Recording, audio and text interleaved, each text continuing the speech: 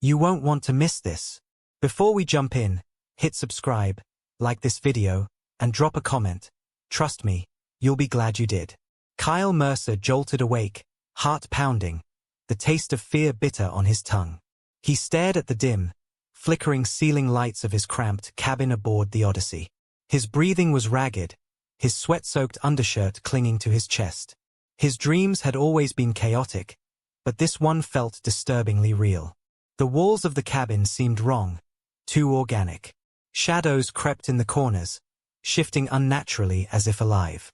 The usual hum of the Odyssey's engines was absent, replaced by an eerie silence. For a mechanic like Kyle, silence aboard a ship was never a good sign. He swung his legs over the edge of his bunk, rubbing his face in an attempt to shake off the lingering dread. His fingers brushed his utility tool belt on the nightstand, and he reflexively grabbed it, fastening it around his waist. The faint metallic tang of the ship's recycled air hit his nostrils, but it was laced with something else, something sweet and foreign, like citrus mixed with ozone. The dim light outside his viewport shifted, and Kyle froze. The stars weren't where they were supposed to be. No, not stars. A swirling vortex of vibrant color dominated the view, like a storm of light and sound, its tendrils of energy writhing as though alive. The colors danced and collided, neon blues, violent purples, and searing yellows, blurring the line between beauty and chaos. It felt like the universe itself was unraveling before his eyes. "What the hell?" Kyle whispered, his voice breaking the silence. As he stared, the vortex seemed to pulse, each wave of energy pounding in time with his racing heart. An automated voice crackled over the intercom, distorted and ominous. "Warning, gravitational anomaly detected. Structural integrity at risk." Kyle leapt to his feet, his boots thudding against the floor. The vibration felt wrong, too soft, too pliable, like stepping on flesh rather than steel. He shook his head, trying to make sense of what was happening. Was he still dreaming? He slapped his face hard, the sting of it sharp and real. "This has to be some kind of glitch," he muttered, grabbing a portable diagnostic tool from his belt. He approached the wall, running the device over the surface. The readings flickered nonsensically, symbols and codes he didn't recognize flashing across the screen. The air grew heavier, pressing down on him like an invisible weight. A low hum began to resonate, vibrating deep in his chest. He turned back to the viewport, only to see the vortex shifting. Its tendrils of light coalesced into shapes, impossible shapes, alien structures that seemed to defy physics. Towering spires of light stretched into infinity, their surfaces shimmering like liquid metal. Shadows darted between them, fleeting and indistinct. Kyle's stomach churned. Suddenly, the viewport cracked, spiderweb fractures spreading rapidly across the glass. He stumbled backward, heart hammering as the light from the vortex flooded the cabin. The hum grew louder, a deafening roar that drowned out his thoughts. He raised his hands to shield his eyes, but the light consumed him, pulling him into its core. Kyle hit the ground hard, the impact knocking the air from his lungs. Gasping, he rolled onto his back, blinking against the harsh light above. When his vision cleared, he wasn't in his cabin anymore. He was in a vast marketplace, bustling with activity. The air was thick with the scent of spices, metallic tangs, and something that reminded him of freshly cut grass. The floor beneath him was smooth and slightly reflective, like polished obsidian. Around him, alien beings of every imaginable shape and size moved with purpose, their voices blending into a cacophony of languages. Kyle staggered to his feet, his hand instinctively going to his utility tool belt. His heart raced as he took in his surroundings. Towering structures loomed above, their curved, crystalline surfaces refracting the light of twin suns that hung low in a lavender sky. The buildings seemed alive, their surfaces undulating as if breathing. "What the hell is this place?" he muttered, his voice lost in the din. A merchant with 4 arms and violet skin noticed him and approached, his wide, iridescent grin both welcoming and unsettling. He held up a writhing creature that looked like a cross between an octopus and a pineapple.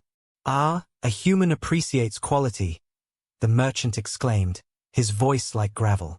A rare delicacy, sweet like your earth honey, but with the kick of your wasabi. Kyle recoiled, raising a hand. I think I'll pass. 5 credits, the merchant pressed, thrusting the creature closer. Its tentacles squirmed, emitting a faint, high-pitched whine that made Kyle's skin crawl. For something that looks like it might crawl back up my throat. Kyle barked a laugh, stepping back. I'll pass.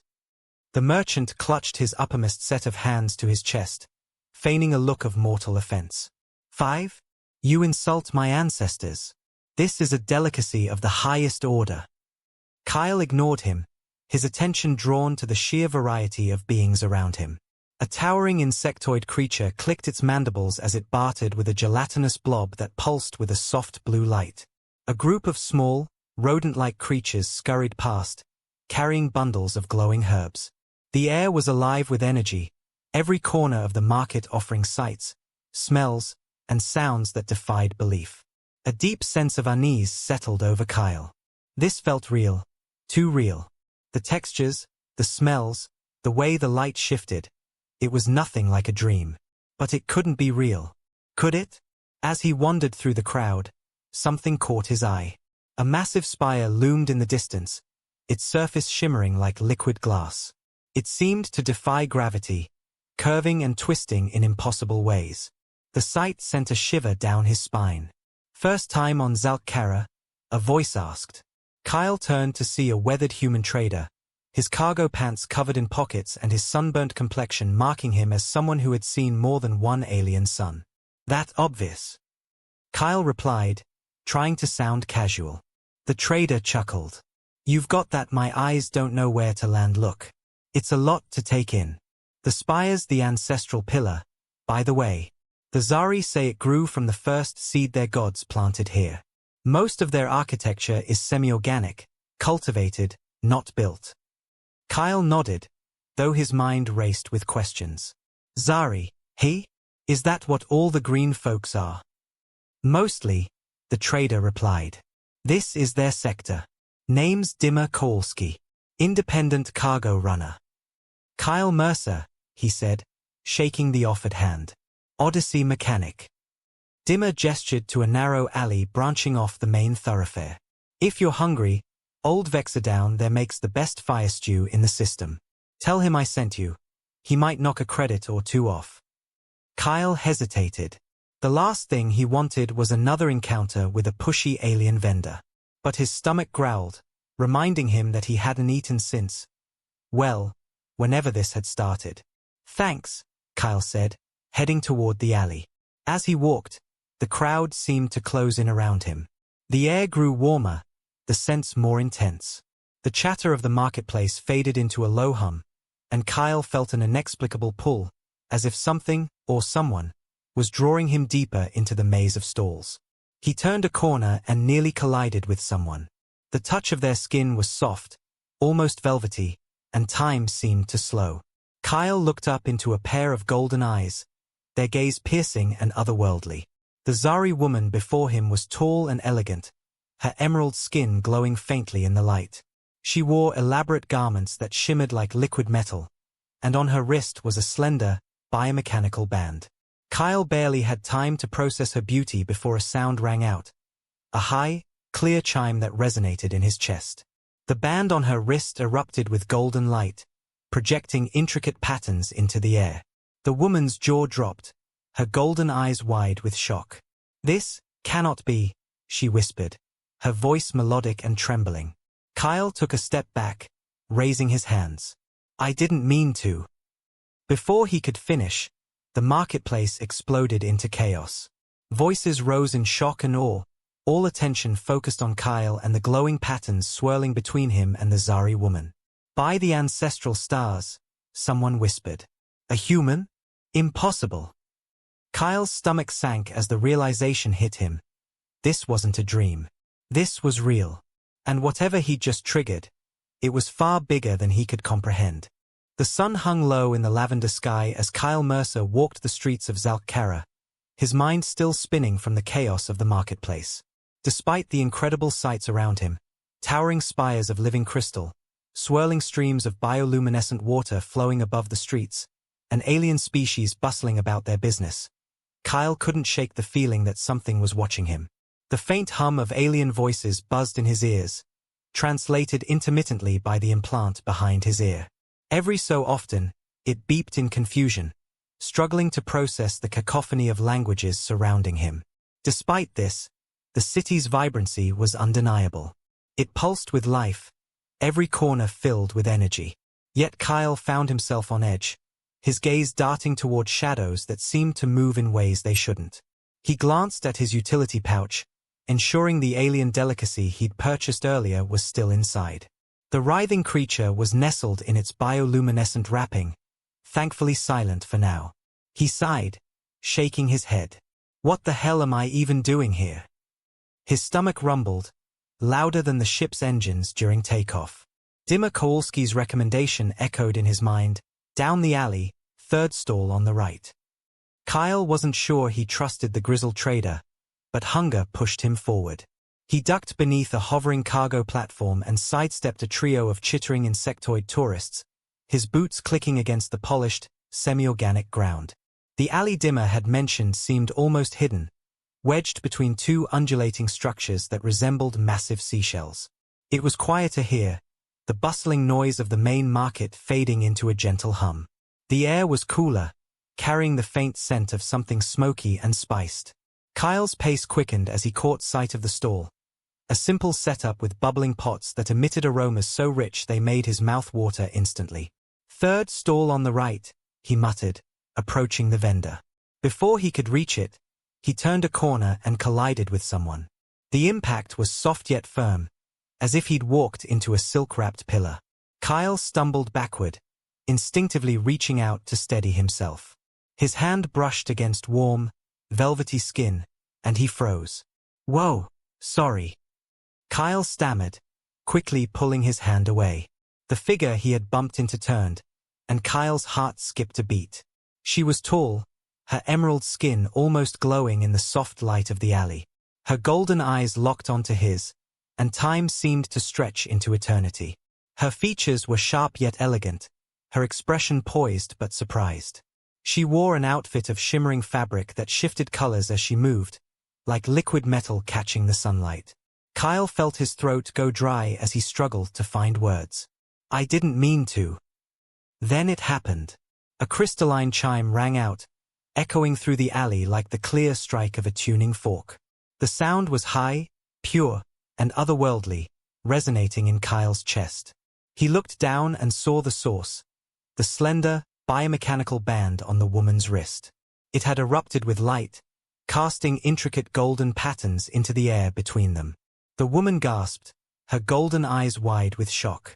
"This cannot be." Kyle stepped back, raising his hands defensively.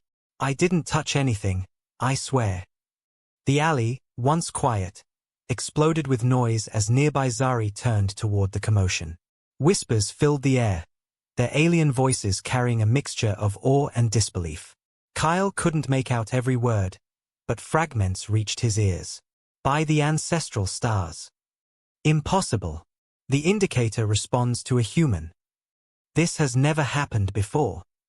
The golden patterns projected from the woman's wrist seemed alive, shifting and swirling in intricate designs that defied logic. Kyle's gaze darted between the glowing light and the woman, who appeared as stunned as he felt. Her jaw tightened, and she stared at the band on her wrist as if willing it to stop. "This is a mistake," she whispered, more to herself than anyone else. "It has to be." Kyle's mouth worked soundlessly for a moment before he managed to speak. What exactly did I trigger here?" Before the woman could answer, a commanding voice cut through the growing crowd. "Lady Vextoral." The crowd parted as a Zari male in elaborate robes strode forward, his expression a mix of alarm and authority.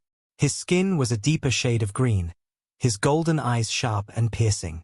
Flanking him were two Zari guards clad in sleek, form-fitting armor that pulsed faintly with light. "Your parents have been notified," the robed man said, his tone clipped.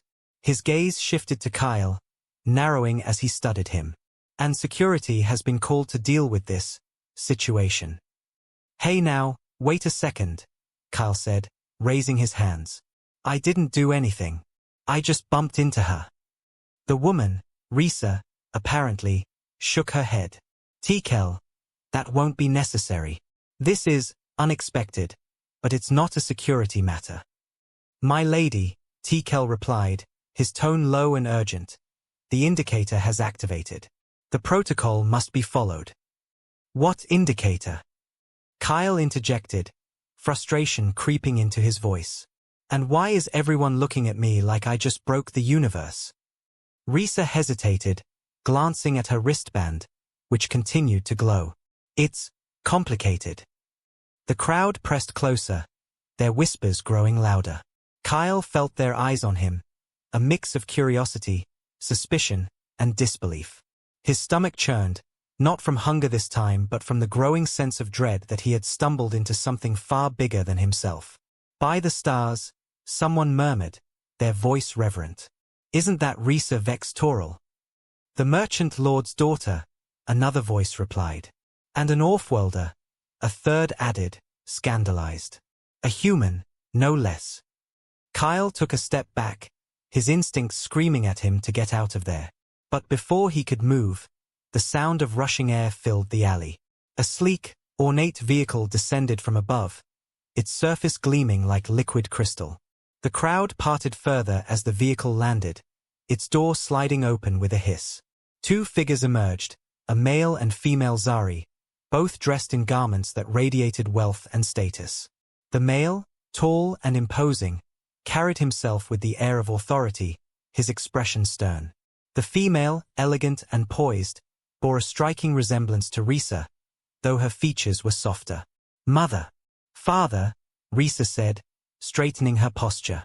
The older female's eyes immediately went to the glowing light between Risa and Kyle.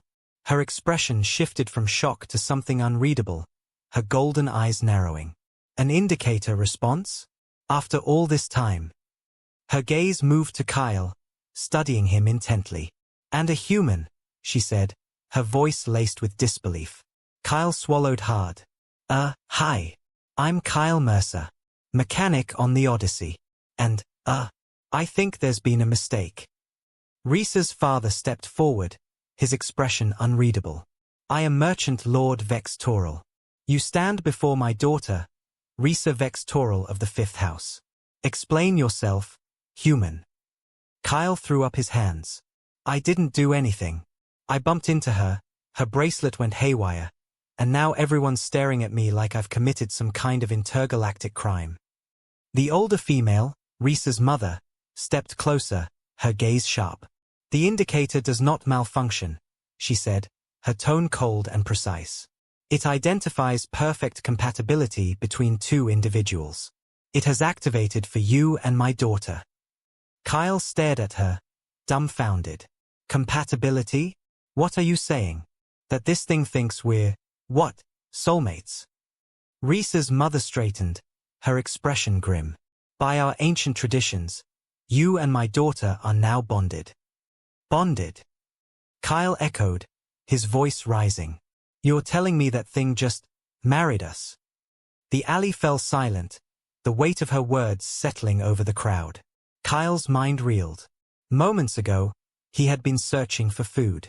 Now, he was apparently bound by some ancient alien matchmaking system to a woman he'd just met. As the golden patterns continued to swirl between him and Risa, Kyle realized one thing with absolute certainty. His simple supply run had just become the most complicated situation of his life. Kyle Mercer sat in stunned silence as the ornate transport pod hummed through the crystalline gravitic tubes of Zalkara. The glowing cityscape blurred past, twisting and turning with dizzying grace. He clenched the armrests of his seat, the cushions molding themselves to his fingers as if sensing his discomfort. Across from him sat Risa Vex-Toral, her posture regal but tense, her golden eyes flicking toward him occasionally. Beside her were her parents, the imposing Merchant Lord Vex-Toral and his equally intimidating wife. Neither had spoken since boarding, their silence a thick, oppressive weight in the confined pod. The air inside felt too thin, and Kyle struggled to process the whirlwind of events that had landed him in this predicament. The glowing band on Risa's wrist, still faintly pulsing with golden light, felt like a cosmic joke. A mechanical indicator bound him to a woman he didn't know, in a culture he didn't understand, on a planet he'd only intended to visit briefly for a meal. First time in a gravitic accelerator? Risa asked suddenly, her voice breaking the silence. Kyle nodded stiffly. Not exactly, but I'm used to ones with seatbelts. Her lips curved in the faintest hint of a smile, though it didn't reach her eyes. We Zari trust our technology not to fail us. Kyle glanced at the elder Vextoral, who was glaring at him. Trust is great, but so are safety harnesses, Kyle muttered under his breath. The pod banked sharply, pressing Kyle deeper into his seat. He winced as his stomach flipped, but Risa remained unmoved, her elegant composure unshaken. Her father, however, cleared his throat pointedly. We've arrived, he announced, his tone clipped. The pod decelerated with a soft hiss, docking at a private terminal embedded in the heart of what could only be described as an architectural masterpiece. Kyle stepped out onto a platform that shimmered beneath his boots, the surface glowing faintly with every step. The Vextoral family compound sprawled before him, an enormous structure of crystalline spires and living metal, its curved architecture seemingly defying the laws of physics. Cascading gardens bloomed on every level, glowing with bioluminescent flora. Streams of translucent water floated in midair, crisscrossing the compound in impossible patterns. Kyle took a shaky breath, overwhelmed by the sheer scale of it. This is, impressive. Merchant Lord Vextoral didn't so much as glance at him. It is a sanctuary of tradition and power. Do not disgrace it with your blundering, human. Noted, Kyle muttered, his irritation flaring. He shot a glance at Risa, who avoided his gaze. As they entered the compound, Kyle was swept through a dizzying series of chambers, each more extravagant than the last. The walls shifted subtly, their surfaces alive, reflecting patterns that seemed to react to the emotions of the people inside. Furniture adjusted its shape as they approached, and ambient lighting shifted colors in harmony with the mood. Holographic displays floated in midair, showing intricate charts and real-time updates on what Kyle guessed were trading routes and economic data. He couldn't help but gape at the opulence. So, this is what being a merchant lord gets you, huh? Risa's mother shot him a sharp look, her golden eyes narrowing. This is the culmination of centuries of Zari tradition and ingenuity. Do not trivialize it. Kyle raised his hands defensively. I wasn't, never mind. His communicator buzzed, and he glanced down to see a series of missed calls from the Odyssey. His stomach sank. Captain Heron was undoubtedly furious, and the idea of explaining why he hadn't returned yet made his head ache. I need to contact my ship, Kyle said, halting in the middle of a grand hall. My captain's probably ready to send a search party. We have already handled that, Merchant Lord Vextoral said dismissively, continuing without pause. The Commerce Guild has initiated standard protocols for unexpected bond formations involving Offworlders. Your captain has been briefed. Kyle blinked. You briefed her? Without me? Of course, Risa's mother said smoothly. This is a matter of Zari law and tradition. Your ship has no jurisdiction here. Kyle pinched the bridge of his nose, fighting the urge to scream. Look, I get that this is important to you, but I didn't sign up for any of this. I just wanted a meal. The elder Zari stopped abruptly, turning to face him. The indicator does not concern itself with your desires, human, Merchant Lord Vextoral said, his voice cold. It has spoken. Kyle opened his mouth to protest but was interrupted by the arrival of a new figure. She was an elderly Zari woman, her posture stooped but her presence commanding. Her elaborate headpiece glittered with jewels that caught the light, and her robes were embroidered with intricate patterns that seemed to shift as she moved. Grandmother, Risa said, bowing her head respectfully. The elderly woman's golden eyes fixed on Kyle with a sharp intensity that made him feel like an insect under a magnifying glass. She circled him slowly, her bony fingers occasionally prodding his arms and shoulders. Hem, she said finally. Adequate musculature. Clear eyes. No obvious genetic deficiencies. Thanks. Kyle said, unsure whether to be offended or flattered. The old woman tapped her chin thoughtfully. The indicator sees something in this one that we do not. Fascinating, or dangerous. Grandmother, Risa interjected, her tone firm. He is not livestock. Please stop poking him. The elder cackled, a sound that sent a chill down Kyle's spine. Oh, child, I am merely assessing the stranger who now binds himself to our family's destiny. Do not be so sensitive. Before Kyle could respond, a soft chime echoed through the chamber, and a holographic display materialized in the center of the room. A Zari woman in a white robe, adorned with the insignia of a scientist, appeared, her expression intense. Esteemed Vex Taural family, the scientist said, I am Dr. Zamora of the Scientific Council. We request immediate access to the human subject for preliminary compatibility analysis. Subject. Kyle repeated, his irritation boiling over. I have a name, and I'm standing right here. Dr. Zamora barely glanced at him. This unprecedented cross-species activation could revolutionize our understanding of the indicator's evolutionary path. We must determine. The Council will have its opportunity, Merchant Lord Vex Taural interrupted, after family considerations have been addressed. This is still a private matter.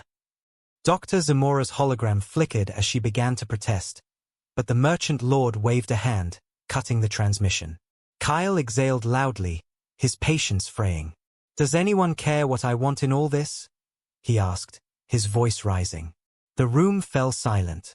For a moment, no one moved. Then, Risa's grandmother let out another cackle, her laughter echoing through the chamber. The universe rarely consults us before rearranging our lives.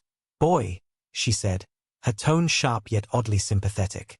But since you ask, what do you want? Kyle hesitated, caught off guard. Hours ago, his life had been simple. Fix ships, save credits, and eventually open a repair shop back on Mars. Now, his life had been hijacked by an alien tradition, a glowing wristband, and the most beautiful woman he'd ever seen, who also happened to be staring at him with an inscrutable expression. I want to understand what's happening, Kyle said finally. And I want someone to talk to my captain before she decides to send in Marines to rescue me. Risa's lips twitched, almost forming a smile. A reasonable request, she said, stepping forward. But understanding this will take more than words. Are you prepared for that? Kyle met her gaze, the weight of her question sinking in. He didn't know if he was prepared. But as he looked into her golden eyes, he realized he didn't have much of a choice. Whatever this bond was, it wasn't going away. I guess I don't have a choice, do I? He muttered. Risa's grandmother grinned, a mischievous glint in her eyes. Welcome to the family, boy. The crystalline spires of the Vex Taural family compound shimmered under Zalk Kara's twin suns, casting long, golden shadows across the landing platform. Kyle Mercer stood there, caught between two worlds. On one side, the sleek lines of the Odyssey hovered above the city, its engines humming softly, awaiting his return. On the other, Risa Vex Taural stood poised, her regal emerald form framed by the vibrant backdrop of her family's ancestral home. The weight of the past hours bore down on Kyle like an asteroid.